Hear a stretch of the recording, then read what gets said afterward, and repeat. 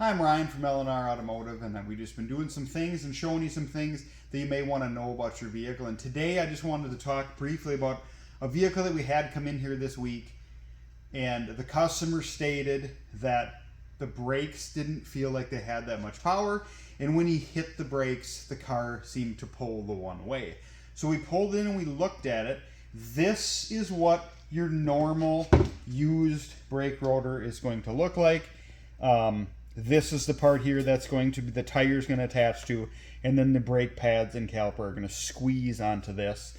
This is pretty much what they look like here in the Midwest when we take them off. Pretty rusty, but all intact.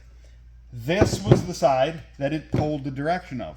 This is the other rotor, and you can see when we took this off of here, this was attached and spinning with the tire. The rotor here was just sitting stationary.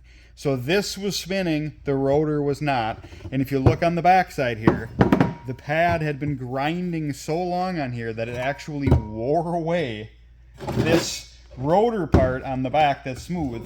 It actually wore this down to the fins, and then it broke this rotor off of here. So this was obviously making noise for quite some time before he brought it in, but I think he just was having a tough time hearing that noise. So if you hear any scratching in your brakes or squealing or anything like that, you're going to want to get it in before it gets this bad, because this could have been caused a pretty big accident. So if you have any noise in your brakes or whatever, feel free to give us a call. Thanks again, Ryan, L&R Automotive, and we'll see you next time.